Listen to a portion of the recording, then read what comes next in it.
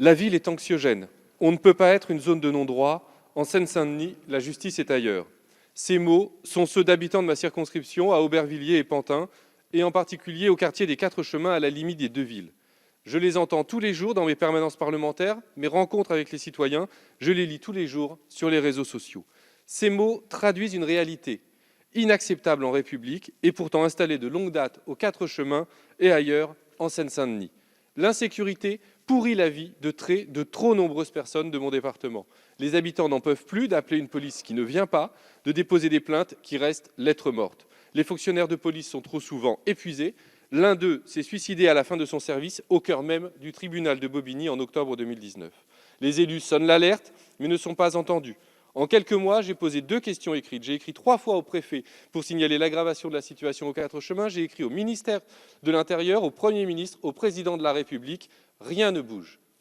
J'entends déjà vos réponses. Vous allez reprendre la litanie des moyens policiers supplémentaires, soi-disant affectés au département. 100 officiers de police judiciaire, 2 quartiers de reconquête républicaine à Saint-Ouen et La Courneuve, 2 rénovations de commissariats à Aulnay et Épinay, comme si cela suffisait.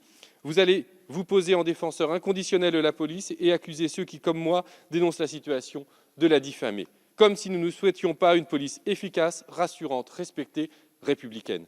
Vous allez parler d'ensauvagement, stigmatisant au passage toute la population des quartiers populaires, comme si elle était responsable de l'insécurité qu'elle vit. Les mots n'y changeront rien. La vérité nue est là. Les moyens que vous déployez ne sont pas à la hauteur des vrais besoins. Les Quatre Chemins sont classés quartier de reconquête républicaine, avec 25 policiers supplémentaires, mais allez demander aux habitants s'ils voient la différence. Pour lutter contre les points de deal, vous proposez un numéro vert. La doctrine que vous utilisez n'est pas la bonne. Elle épuise les policiers dans des contrôles d'identité, la répression de la consommation de cannabis, autant de coups d'épée dans l'eau. La politique injuste que mène le gouvernement auquel vous appartenez accroît les inégalités sociales et territoriales, le désœuvrement, la pauvreté dont souffrent les villes populaires et sème ainsi les germes de la petite délinquance. Vous déplorez les effets, mais vous créez les causes. Le résultat de vos efforts, l'échec. Les interventions de police manquent leur but. Les descentes ponctuelles n'assèchent pas les trafics. Les bavures et dérives sont nombreuses et elles sont trop souvent impunies. À Aubervilliers, en mars dernier, une jeune femme, Ramatoulaye, était frappée, tasée par des policiers. Son crime, être sortie faire des courses pour nourrir son bébé avec une attestation manuscrite. La fuite en avant s'engage. Devant l'impuissance de l'État, un nombre croissant de villes comme Aubervilliers ou Saint-Denis arment leur police municipale. Une mesure qui accroît les inégalités territoriales et augmente les tensions. Les habitants se sentent abandonnés et désespèrent de constater que rien ne change. Alors pourquoi ne changez-vous pas de politique ? Pourquoi n'allouez-vous pas réellement à la Seine-Saint-Denis les moyens de police nationale dont elle a besoin ? Pourquoi ne changez-vous pas la doctrine d'emploi des forces de police en conjuguant une vraie police de proximité, formée pour des missions de prévention et de surveillance, avec une politique forte de démantèlement des filières qui sont responsables des trafics ? Pourquoi ne sanctionnez-vous pas résolument les policiers qui se rendent coupables de bavures ? Pourquoi n'engagez-vous pas le grand chantier de la reconstruction des services publics et de la lutte contre la précarité qui assèchera le terreau sur lequel prospère la délinquance ? En somme, pourquoi ne menez-vous pas un grand plan pour la sécurité et la tranquillité publique aux Quatre Chemins, en Seine-Saint-Denis, pour garantir enfin aux habitants de notre département ce droit à la sûreté qui est inscrit à l'article 2 de la Déclaration des droits de l'homme et du citoyen de 1789.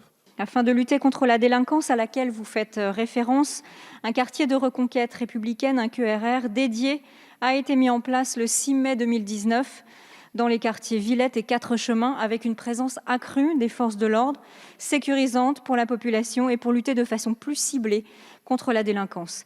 Ainsi, une brigade territoriale de contact Villette Quatre Chemins a été créée. Cette unité a notamment pour objectif d'améliorer la visibilité policière dans ces quartiers et de piloter de nombreuses opérations conjointes avec les polices municipales d'Aubervilliers et Pantin, les sous-directions transversales de la DSPAP, police régionale des transports, services spécialisés, et les unités de force mobile.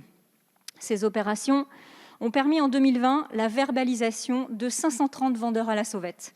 En parallèle, a été mis en place un groupe judiciaire dédié, la brigade judiciaire de reconquête républicaine, qui travaille d'initiative sur les réseaux de vente de cigarettes, de médicaments, psychotropes, de stupéfiants et sur le caractère sériel de nombreux vols. Cette judiciarisation constitue un moyen efficace pour lutter en profondeur contre la délinquance et pour améliorer durablement la physionomie du quartier. D'autres mesures sont mises en œuvre par le commissariat d'Aubervilliers. Ainsi, le partenariat avec les élus locaux et le commissariat a été renforcé. Une réunion bimensuelle est organisée entre le maire d'Aubervilliers, son cabinet, le directeur de la sécurité de la ville et le commissaire central et son adjoint. Les commissaires centraux participent aussi aux assemblées de quartier ou de commerçants et se déplacent constamment pour aller au contact des habitants. Les doléances des habitants et élus sont systématiquement prises en compte. Les actions menées par les services de police et les dispositifs mis en place ont permis une diminution de la délinquance en 2020. Cette baisse est particulièrement marquée en matière de vols violents, qui diminue de 24%, 194 faits en 2020 contre 257 en 2019, et d'atteintes volontaires à l'intégrité physique qui recule également de 7%, 458 faits en 2020 contre 494 en 2019, avec un taux d'élucidation de 41%.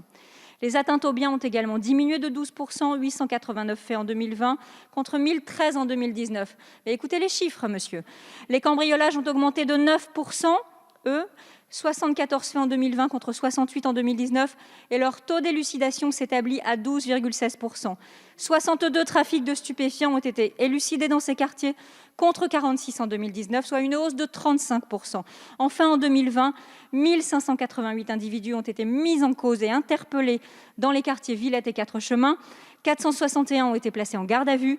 La part des étrangers dans le nombre de mises en cause s'élève à 87% et celle des mineurs à 13%. Je vous remercie.